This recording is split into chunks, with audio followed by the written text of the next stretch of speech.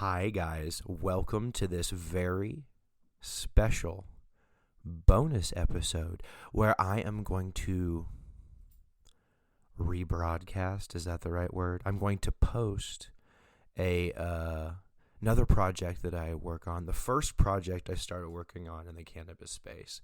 And this is the Cannabis Corner that I co-host with a gentleman called Lukas Barfield, who is a Radio Tacoma personality over at 101.9 Radio Tacoma. So the following, you can be heard on the radio in Tacoma, and it can be heard here.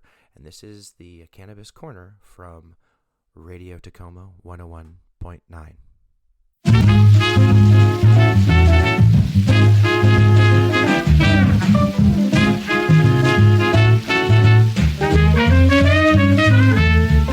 Yeah, hey, and welcome back to the Cannabis Corner. My name is Lukas Barfield. I am a local Tacoma cannabis activist, researcher, and educator, and I am joined by my co-host today, Uncle Dig, who is coming to us from Oregon. How you doing today, Uncle Dig? I am doing great today, Lukas. How about you? Yeah, I'm doing really good, man, and it is great to be on the show with you today because there is just so much cannabis news going on, and I don't know if you've noticed, but since that election with all those states that became legal, cannabis news is just blowing up everywhere. It's just story after story. Oh, yeah. Even if you, it seems like every time I open up my news browser, I see a different story on cannabis, whether it's investing or legislation moving through one of the state legislatures or political faux pas people have made with cannabis, a new celebrity brand. We're hearing a lot about these silly celebrity brands. Some of them a little cooler sounding than others. I'm gonna admit, some of the stuff that Seth Rogen's releasing kind of looks really kind of neat, but it's all very couture and very expensive. Yeah, and it's real interesting on that note because a celebrity can just kind of walk right into the cannabis industry and almost guarantee success, pretty much. I mean, Grateful Dead came out with a line of cannabis, Jay-Z, a whole bunch of different other people. There's a lot of athletes, which is kind of common sense because they use it probably for medicine. But people like you and me, we had to get in the cannabis industry, or other people, it's a lot more effort. So it's real interesting how this kind of is unfolding with celebrities, and is this helping social equity? Is this making the cannabis industry better or worse? So it's kind of an open-ended question still. I think, honestly, as far as social equity, the celebrity endorsement of cannabis is kind of irrelevant because I don't think basically they're just continuing the trend in the industry to go where the money is. I don't think that speaks ill or good for any social equity concerns. I just think that that's how we are in a very hyper-capitalistic, very speculative cannabis market, because I think that you're overstating the chances of success for a lot of these brands. I think that you'll find in the next 5 years that a lot of these brands that you're talking about, the investors, i.e. the celebrities that are investing in these brands, will give them up because they will find that they are losing money. The only celebrity I see who's really seems to be making money in the cannabis game currently is Burner.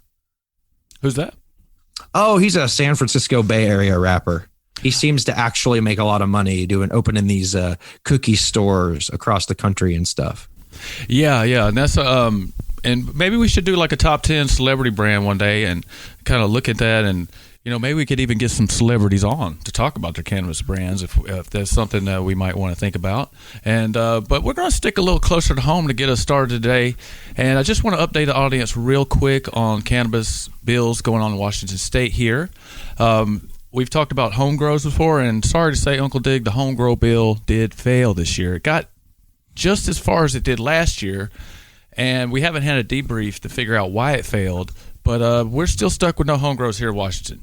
Well, I think it's time y'all storm the Capitol then. Well, they tried that and they put up fences, so we'll skip that for now. Yeah, I think we'll avoid that for now. But then we'll another one that is kind of interesting that is passing is HB 1105, and this is a bill that will protect medical cannabis patients from arrest. And we've talked about this before. There's two types of medical cannabis patients in Washington State. One is you just go get the paper, and then you just stick with that sheet of paper. You're what's called a qualifying patient, and then the other is a registered patient. Well, right now, qualified patients don't have protection from arrest, strangely enough. Even if your paper says you can grow 4 plants, and this is happening, Dig, we've got reported incidents happening in Washington. Matter of fact, I'm going to actually try to get some of these folks on the show to tell us their experience. But police are showing up and interacting with patients. They see the sheet of paper says they can grow 4 plants, but the cop's looking at it going, oh, I'm not so sure about this. They take all their cannabis, they take all their lights and everything, and then they make them prove their innocence in court. So it can protect you from prosecution, not harassment and kidnapping from the police. Right. You're not protected from arrest, but 1105 seeks to change that. So that one is already pretty much sailing through the legislature. There's another one, I don't know the number, that's going to change the word marijuana to cannabis throughout the RCW code. Dig. That bill is 300 pages. They got marijuana in the RCWs, the Revised Code of Washington, so much that if you change that word to cannabis, the law to do that is 300 pages long. Good, do it. Unbelievable. So they're going to change that. But there's one more bill I want to talk about, SB 5004, and that's a tax break for medical cannabis patients. The last I checked, that we're pretty sure that's going to pass, but right now it's just still sitting there. They're probably still negotiating on that. So we hope that passes, a tax break from this 37% excise tax. So we hope that passes. I don't know. I kind of give it a 50-50 chance of passing. We'll see. So forgive me, is Washington's a session state, right? Like your legislator meets for a defined number of days and then breaks for the year, right? Yeah, and they can keep the session going but each, like, there's deadlines, so each goes on like that's a month. Why it's important that we keep pressuring them now and not waiting, because it's not a continuous process. If they're not forced to pay attention to this bill, then they can ignore it and not do anything this year. But if their constituents pressure them because it's time sensitive, maybe we can get it passed this year. But if it doesn't make it past a certain point, then we have to wait until the next session, kind of like Texas. Yeah, Washington's kind of interesting because they actually allow a 2 year. So you introduce a bill and it's active 2 years. Now, if it don't make it 2 years, you got to start over. But it's kind of interesting like that. It's just some rule that, it's just like a lot of our rules. It's just made up. They're like, oh, we're going to do a 2 year limit on that. You don't have to do that. They could just keep it going. Yeah, but that does create some artificial pressure, and it can create a need for, grassroots movements to maybe pressure these politicians during certain arbitrarily created but still manifesting real world consequences. It's important to strategically lobby your Congress people, especially in the state legislatures, in the appropriate time. So would you say it's time for people to bug their local representatives about this? Definitely. If you're in contact with your House representatives, this would be a great time, and it's specifically the Finance Committee is where it's sitting right now. The fiscal note on this thing is like the state is only going to lose $7,000 on this thing, but they're still concerned about the state losing money. Maybe we'll do a segment next week, exactly pinpoint in on this bill a little more, because it's it has a really rich story behind it, and what's going to happen with it is going to be good if it actually passes. So we'll set aside some time on that. SB 5004. Contact your legislature if you get a chance. Yeah, so we're going to jump into our news real quick, and this is about the Joe Biden White House kind of stepped into the cannabis arena, and is not getting off to necessarily a good start. And how this whole thing got started is Joe Biden first, it came out in the news that they had fired 5 people in the White House for cannabis use. And he was advised, apparently, by the security agencies, told him that this was not a good idea to have these people in the White House for past cannabis use.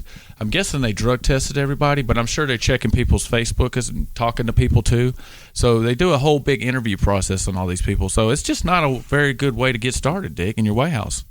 Well, and there's two ways of looking at this. And one way is the federal government's not a cannabis friendly workplace. And at the highest levels of power and trust in the government, where they give you these high security clearances, cannabis use is viewed as a moral weakness, which is laughable since some of these guys live in the bottom of whiskey bottles. But it's a security clearance thing, I'm sure. But what it does show is how hypocritical the Biden presidency is already being about this. His vice president, Kamala Harris, has bragged about smoking weed. Look, if the Democrats lose the initiative on legal weed, they might as well hand 2022 and 2024 over to the Republicans. The Republican voter base only votes for their pocketbooks. They would vote for Nathan Bedford Forrest if he gave him a tax break. And need I remind you that 1,800 is greater than 1,400s. The Democrats are not doing a good job out of the gate with this politics stuff, are they, Lucas? No, it's not very good optics, because what they're doing too at the same time, and there's a good article on this over at the site I write for, Ganjapreneurs, on this, and it's written by the head of the Last Prisoner Project. It's not a good thing when you have them introducing the Safe Banking Act, and I just wrote an article on this today. They're also introducing an insurance act to help the cannabis industry. So that's hoping all the big capitalists, hoping all the big banksters and everything. But there's a man down in Dallas, and his name was Marvin David Scott III, who was arrested for a joint and then killed in police custody. So you kind of have these two things going on at one time, where they're opening up the cannabis industry for the highest players among us, and at the same time, down at the bottom, the police are still harassing people, like you said, kidnapping people out of their house just for a plant. So and Joe Biden and them are saying they want to end systemic racism, but they continue the cannabis war. I think. Listen. We all know that cannabis possession laws are a tool of racist police officers to discriminate. We know the differences in arrests versus the lack of difference in use rates among white and black people. The elephant has long ago stepped into the room and taken a shit on the carpet, and we're still continuing this charade, and it's not good. We need to legalize cannabis to give, regressive police forces one less reason to interfere with a citizen's day. And yeah, because the Democratic Party, and full disclosure, I'm a member and active in the Democratic Party here in Pierce County, they are just not drawing, and we are educating constantly, but the main leaders in this party are still not drawing the line between cannabis legalization and black men getting killed by police. They still haven't connected those two things, and we got to keep working hard, but it seems to me sometimes they just don't want to hear it, because we talk about later in another article, there's a big stereotype around cannabis. So a lot of politicians don't even want to touch it. It's going to take years of very, very hard work to reform police departments in this country and reform our drug laws. And our modern day politicians are not in the business of doing really, really hard work. So we really hope that the Biden administration, there's been a bit of backlash on this, but I agree. If they don't turn this around, they're going to start having problems with the election, because people want cannabis legalization. It's very high in the polls everywhere we go. We'll talk about this here in a minute on the THC caps, but we have to kind of turn this around. So here's another thing. If you're active with your politicians, especially your Democratic politicians, please start talking to them about cannabis. This is not just for Grateful Dead listeners hanging out in their basement, as Wall Street thinks, smoking weed, doing nothing. This cannabis issue is a very serious issue, and that's one thing we try to get across on this show, Dig, is how serious this issue actually is. And I really appreciate it. I just want to thank you again for being on the show with me to help take this message forward. Well, it's important because there's a lot of vulnerable groups in this country that are taken advantage of because of our drug laws and because of the way our medicine system works. And it's unconscionable, but I think the problem is pervasive enough and the cronyism and corruption is blatant enough that we are at the real headwind of some real institutional change. But it's got to start from people engaging with those institutions. It doesn't just sitting at home and not doing anything about it doesn't help. You got to get out. You got to let your voice be heard. So get vaccinated and get out there. Absolutely right. So now we're going to move overseas and a little bit, kind of on the same note a little bit, but still in the politic arena in cannabis. But this is in France.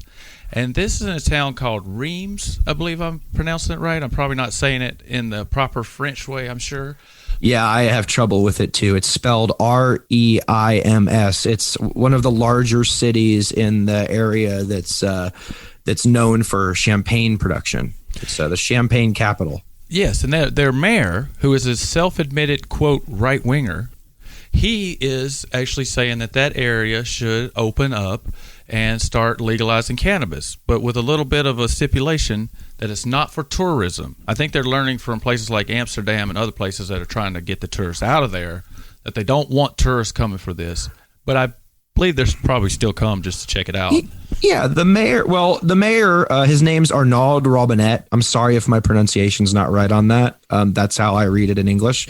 He's the mayor. He's been the mayor since 2014. And he's bringing up some really excellent points, at least in this article I got off RFI. I think it's a English translation of a French website.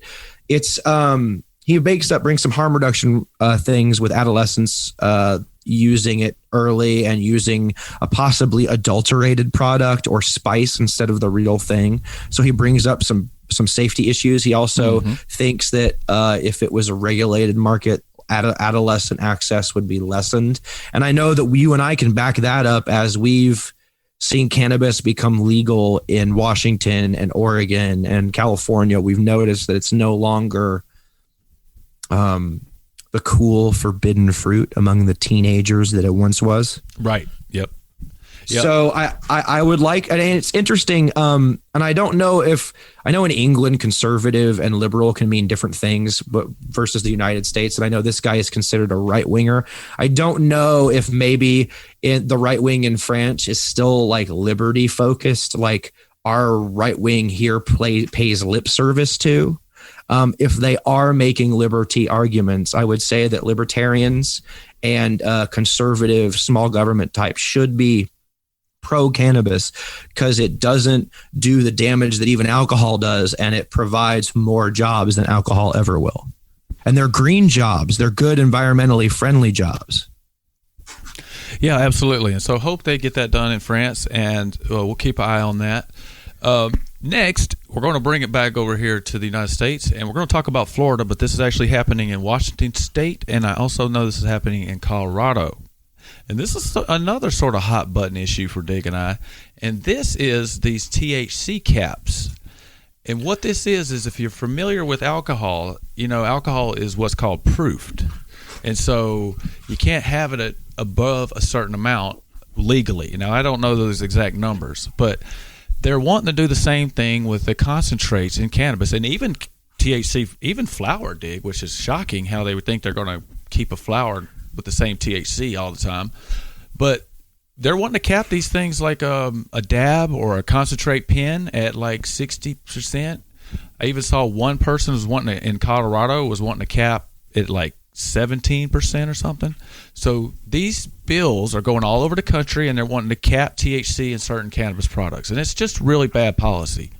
It's bad policy for, I think, a couple of primary reasons. One is that if you make the concentrates limits that low, you're going to have to adulterate the concentrates. And I worry that adding filler product to a concentrate product is going to be listen, there is very little safe ways to bring a cannabis concentrate that's naturally higher than the rates they're showing in this article.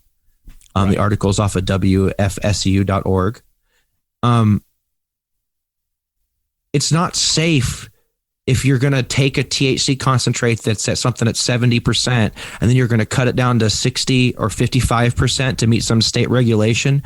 We've seen what happens when we use adulterants in our cannabis. Remember what happened with vitamin E acetates and all the outlaw vapes making everybody sick?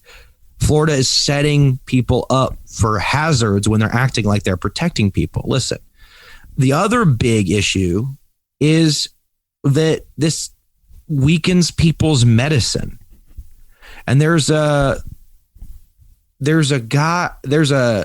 there's a danger to that. You're making people who would normally only have to buy so much buy more to get the same effect. So this may seem like they're trying to limit the THC consumption by consumers. All this is going to mean that people have to consume more flower to achieve the same effect. It's bad policy. It is. And you have to wonder, like you said, what they're going to cut it down with. And, I know somebody who's a medical patient. I mean, that's all they use is the high concentrate. And it actually helps them out a lot. So if you start cutting that down, they'll have to buy more. And if you're cutting it down with some kind of weird product, they'll have to consume more of that. So that adds to health issues. Another concern I have is it will just send the cannabis back down onto the underground market, which is not always safe there either because of pesticides. And then you got the butane hash oil labs and all this stuff. People blowing themselves up and all these things. So there's just a whole bunch of concerns about this. But you know what bothers me the most about this, Dig? It is absolutely, positively bad science, because what they're basing this on is the fact that they have all these bunk studies. And I'm going to say that right now. I've done I have an education, I have a master's degree, I'm trained to read research, I know how to read research. I've paid attention to all this stuff. It's not good science. And all this science, some of it says that high THC cannabis causes psychosis. And this is arguments that go all the way back to the early 1900s. It's a misrepresentation of the results they got in the research. What can be said is that using cannabis, specifically high THC cannabis, not CBD dominant cannabis, for people who are vulnerable to certain kinds of psychiatric disorders, who may manifest them, may not. If they're vulnerable to that, like schizophrenia may be one. We still don't have definitive research on this. It can cause problems with those disorders, but it's a negligible percentage of people who this is affected by. And if we had better mental health access in this country, we would have already identified those people and be able to help them through that. Because a lot of times, if it's not cannabis that's going to set it off, it's going to be something else. Right. And a lot of the science points to, well, a lot of problems with the science too is all done during prohibition times. So most of these articles and research that I'm seeing are actually just going back looking at old science done, or lit reviews, they're calling them. So they just go back and look at the old literature. Well, and that's the problem. Some of the old literature was based on police reports, which is right. Yep. They're not reliable. Yeah, and the bias in the universities, bias everywhere when it comes to cannabis. They were looking for it to be bad. They were wanting to prove that it was bad because of the drug war and all that. So it's all based, this idea that cannabis is causing psychosis, the idea that more youth are using it, the idea that it's causing more problems with our youth. These are all things that have not been actually proven in double-blind, real scientific studies. And I say, let's not make public policy, and let's not give in to people who are using bad science too. That's something I believe in. We don't want to give in to bad science and make public policy based on things that aren't correct.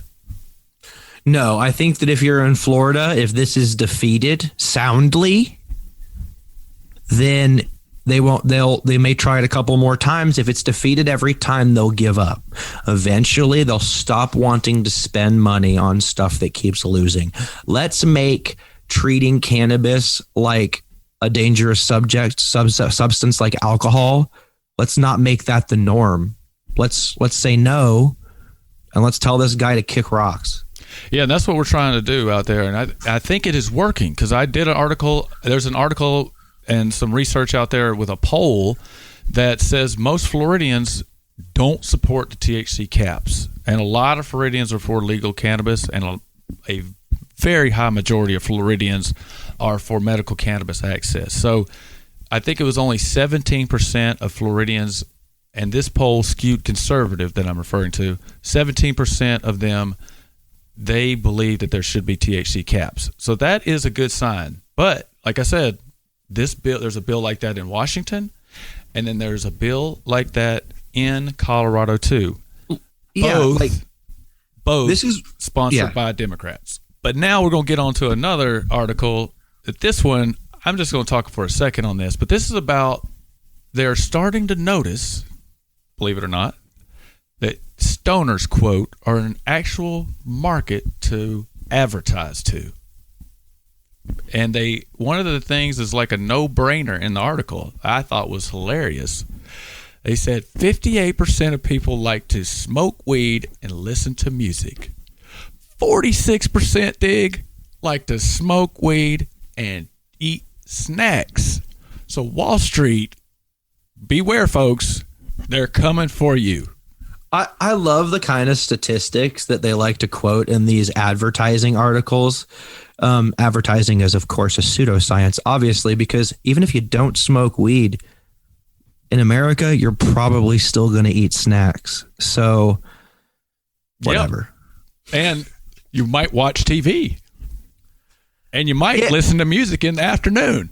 I think that this Bloomberg article that we're reading points out to something in the culture that's happening right now, is that a lot of mainstream people that are in no way countercultural or far left or far right or revolutionary or fans of extreme music or extreme behavior, real quote unquote squares, they're coming around and they're getting involved in the cannabis culture. And they're both changing it, and they're also noticing it, some of them for the first time. I read an article recently, like last month, where someone was like describing dabs in these breathless tones, like, oh my God, and they do this. And I'm like, people have been dabbing for like a while. Where have you been? You know what I mean? So people who normally don't take notice are noticing, and that's going to have profound effects on the culture moving forward. Yeah, and that was actually the original way Herodotus noticed that people were using cannabis, was a very primitive way of dabbing, which would be to heat up some stones, throw a bunch of flour on it, and get it in a tent with it. Some speculate that might have been Moses' burning bush. And also when they had the tent, we were talking about this the other day on Facebook, some people like what was in the Holy of Holies and all this stuff. So this dabbing and cannabis oil has always been around. It's just fascinating to see that Wall Street is starting to take notice. But my thing is, personally, I never want any of their junk anyway. So I'm just gonna find it amusing when I start seeing the stoner ads come out on TV. I'm already like kind of a big fan of buying stoner knickknacks. I have more bongs than I need. I have more pipes than I'll ever need. I think that once more people realize that certain people will collect glass and stuff, I think that we've already seen that in the glass market. Mm-hmm. There's much more selection of like different types of smoking devices than there were even, I think, 5 years ago, in my opinion. I think that's a symptom of people noticing that of a whole manufacturing, modality being moved towards cannabis consumers. And I think that's interesting to see what other industries besides the glass industry take notice of us and start trying to cater to us. Yeah, it's going to be very interesting going forward. And so now we are going to get into our first dig update of the spring growing season. And so looking forward to that. Let's listen to Dig's garden update real quick.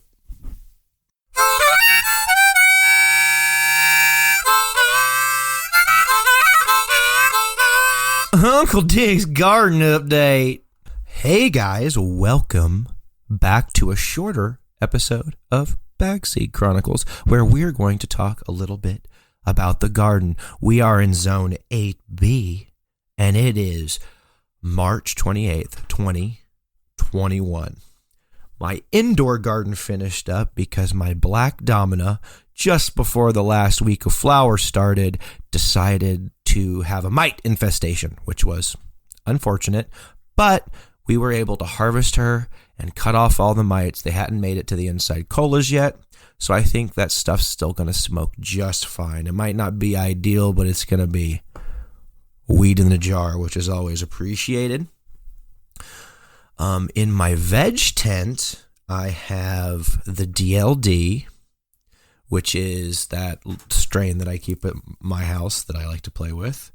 And the neighbor the friend of mine who I was going to give this DLD seedling to had a grow setup issue, i.e. her grow setup. I got up and it walked away.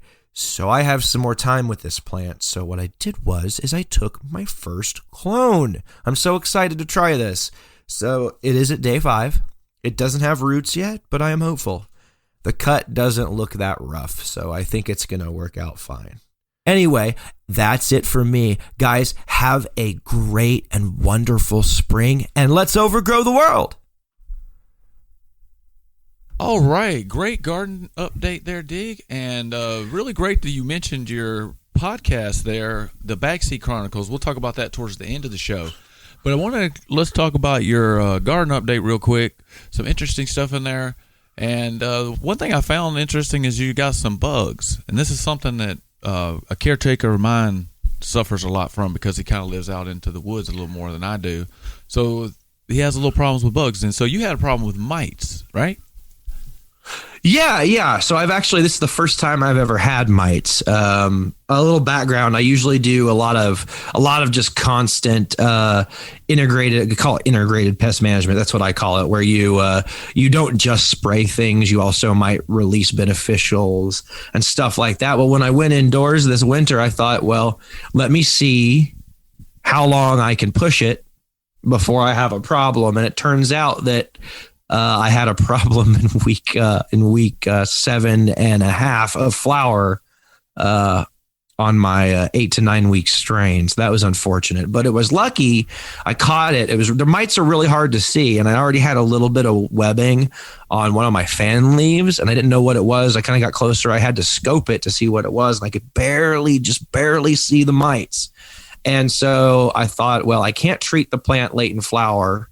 Even stuff that's gentle is going to affect the plant basically past halfway through flower, past about week 4. You really don't want to spray anything on them. So I thought, well, it's a little early, but I do see like 1 or 2 amber trichomes. I'm just going to pull it. And so I pulled it. I trimmed the plant a little bit closer than I normally would to kind of get all the mites, as many of the mites off as I could. And I just trimmed some of the skinniest branches yesterday, and I took a little bit to try some of the trim, and it's fine. It turned out fine. So the mites didn't ruin my harvest because I caught them. So you got to you see a lot of growers that seem to just be staring at their plant all dreamy eyed, and you're like, what is he looking at? Like, boring. You're looking for things that are hard to see that might indicate pests or nutrient deficiencies. If you catch them early enough, sometimes they can be as not a big of a deal. It was an early harvest, which is better than an on-time harvest that's plumb full of mites. Yeah, because those things can get up into the flower nooks and crannies there, and they'll make their little webs in there, and that's how you know you have a really bad infestation. And once they get into that flower and make those webs in the flower, yeah, you can't smoke it. So it's really good you caught it. And I'm glad you mentioned beneficial insects. And if the audience wants to go over to Radio Tacoma and check out our Canacon documentary that we did, they have a part in there about a guy talking about they have companies that sell beneficial insects just to the cannabis industry. And they have wasps that will come and eat those mites and ladybugs and all kinds of things. But I found it really interesting. A person that I saw on Facebook, his name is Shangro Los. He's sort of a cannabis activist and a nationwide cannabis figure, I guess you'd call him. And he is starting a cannabis garden indoors around here. And he was saying that he started having pill bugs, commonly referred to where I'm from as roly-polies, in his garden, and they were chewing on the plants. I've never heard of those as beneficial insects, but he was kind of saying that they were beneficial insects. Now, I can see them maybe eating the humus down on the floor of your garden or in your pots or everything, but if they're eating on the plant, I don't necessarily know how beneficial they are, because I think those pill bugs are, I don't think they're predatory insects, but they may be. But it's fascinating how you can make your own little ecosystem how you want to if you choose to. Yeah, I mean, and you can do unorthodox things like that. I would say that it's my understanding that pill bugs, even more so than other things, are primarily focused on eating like detritus, like stuff that's breaking down. Yeah. So it would kind of cause me concern if I had a living cannabis plant that the pill bug appeared to be consuming. Anything that is consuming part of your plant is probably not a beneficial. Yeah, it could get a little risky, and it could get out of hand too. Because aphids chew on your plant too, and you definitely don't want those. So I'll keep an eye on and see what he says. And I'm interested to see what happens with that. Yeah, I was kind of shocked that I saw that because I never really thought about roly-polies as beneficial insects too, as far as on a plant goes. But we used to just find them in the dirt and play with them. So now, I have read that some of the bigger roly-polies are predatory insects, the faster ones. Oh, okay. So the little ones that we saw down south, the little black ones that look like little armadillos with no armadillo head or tail. Yeah. That roll up into a tight ball when you pick them up, and you could roll them around in your hand, right? Yeah. Those eat rotted, rotten wood, dead stuff, detritus, broken down humus in the soil, like you said. But I know that there are some larger species that are really fast moving that actually seem to be hunters. So I think that might be location dependent. So that's why I'd say it'd be interesting to see how that turns out for him, because if he's got another infestation that they're living off of, I'd be interested to see how those are beneficial. Yeah. One of the things I wanted to mention, if you ever get spider mites again, something that somebody I know has tried is you take your plant. It's a little labor intensive, but you can spray it down with like a water hose or either in your shower. And supposedly those mites are hydrophobic. So they were saying if you spray the mites real good, the mites will pop. They actually don't like that water. So if you really had a plant that was really close to finishing and you were really concerned, you could take that thing and wash it down. It would help, but then you got to dry it out. That might lead to mold. So even those kind of things are kind of risky. But let's talk about your clones for a second. So you started cloning, and I tried my first clone. Yeah, you've been saying you were going to do that, and I'm really glad you tried it, because cloning is one of those things where it's kind of difficult to get consistent. And so just a quick review for anybody listening that's heard us talk about this before. So a clone is just you're taking a cannabis plant and you're taking a clipping from it, and then you put it into some material, and then it grows roots, and then you have the exact same cannabis plant again. And you can keep that thing going for generation after generation. They have cannabis cultivars that are some in the stores that go back 20, 30, 40 years. So like the Blue Dream, if you're finding that in the store, supposedly that is a clone-only plant. And so somebody's been keeping that thing going for 20-something years, Dig.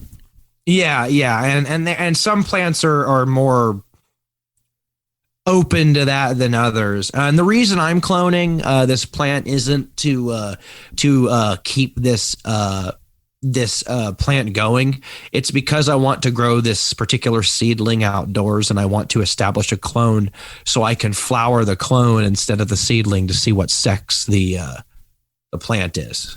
Yeah, that's a common technique. So if you're breeding and you don't know what sex the plant is, then you can take some clippings and then put it into flower, which that's that 12 on, 12 off light cycle.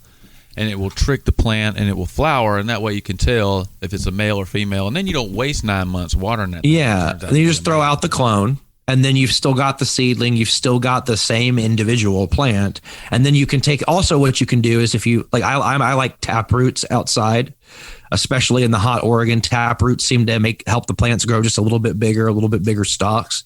So when I like a seedling outside, but I'm trying to learn how to clone so that I can sex my seedlings in advance, so I don't have to pull anything and waste any soil or medium outdoors in my big pots when I'm pulling like 2-3 foot tall males. And so if you want to clone at home, if you're growing a cannabis plant, and you can do this with any plant, matter of fact, it works good with lavender too.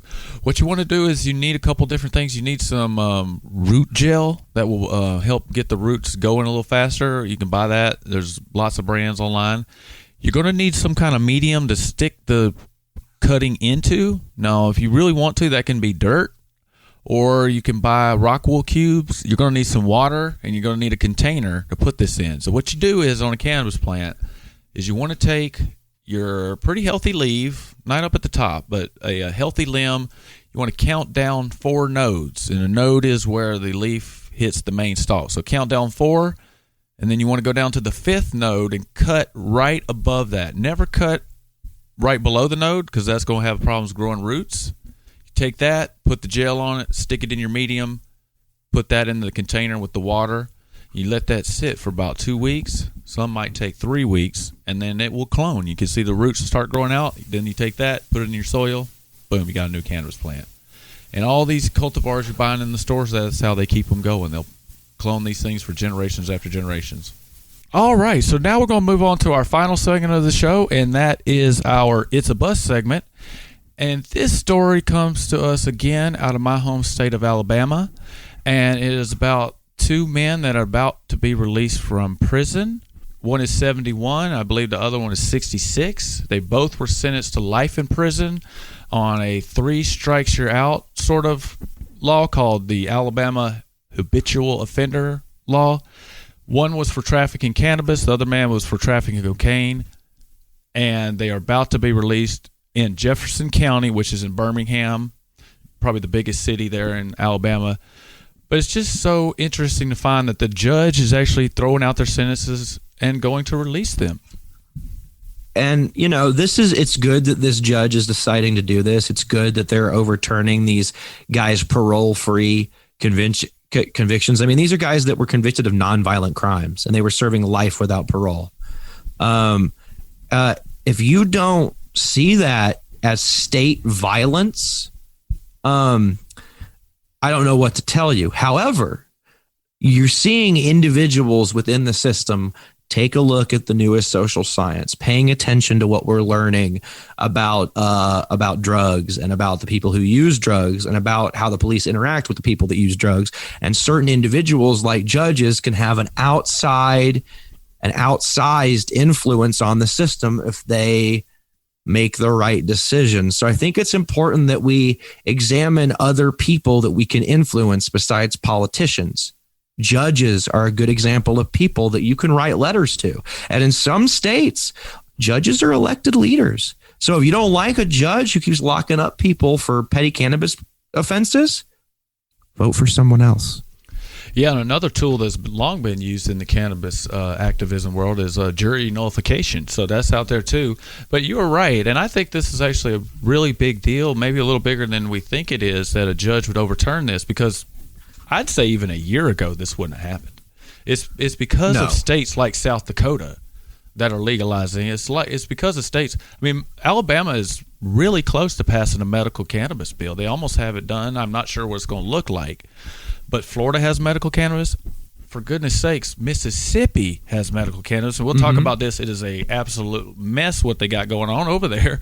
But nevertheless, 70% of people in Mississippi said they wanted medical cannabis. That's amazing. And so I think these judges are seeing that, saying, well, we got to do something a little different here. It's great to see. Hey, and I know you mentioned jury nullification, and some of our listeners may not be aware of what that is. Could you maybe say a little bit about that? Basically, the only thing I really know about it is if you were a juror on a cannabis case, or just any case necessarily, you could decide at the beginning, if it was for cannabis, jurors do this, that they weren't going to convict. And if it's not a 12-person, if you can't get 12 people, then the person's not convicted. So correct. Yeah. And there are a few states that can still convict with what's called a hung jury. Oregon is one of them. That's another reason why we need to lobby our legislators to close these loopholes for law enforcement to continue to lock away people, even if it's against the people's wishes. Yeah, and that's an individual's choice when they're on the jury. And if for someone like you or I was just selected to be on the jury. I didn't go because I'm not comfortable being blind, being around people during a pandemic. So I said, well, I'm not going to be able to do this right now. But if I was to go, they would have weeded me out of a cannabis trial. You know what I mean? Yeah, for sure. So most of the time, people like you or I or other cannabis activists won't actually make it into a cannabis or drug-related trial. But some have, and it is a thing I've heard about jury nullification. I've always wanted to be on a jury, but I never get picked. But get him out of here. What does he mean he doesn't believe the police have the power to detain people for their safety? Who is this guy? Right. And it was my first time going, and I wanted to go, but I just was like, well, I can't do it because I can't do the whole social distance thing. I can't people can walk right up on me and I can't see it or back away or things like that. So I just didn't feel safe. I told them after the pandemic, but this is my first time, so maybe 20 years they'll call me again. Yeah. But we are about to get out of here, and I want to thank Dig for being on the show with me today. And if you want to contact us, send over an email to info@Radio Tacoma and make the subject line Cannabis Corner, and they will get it over to us.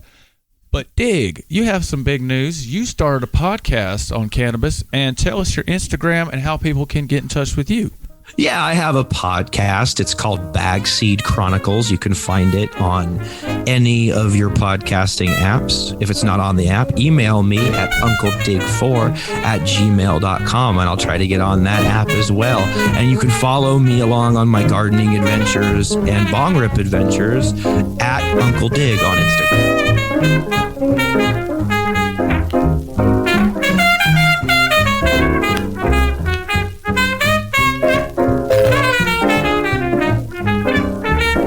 This is Cannabis Corner, hosted by Lukas Barfield. If you would like to get in contact with your host, he is on Twitter at MJIsMedicine. Your musical selection is The Happy Monster by Chubby Jackson and his orchestra, recorded on 78 in 1947. You can find this music and much more at the Great 78 Project, an archive of historical music recordings at great78.archive.org. You are listening to 101.9 KTAH, Radio Tacoma.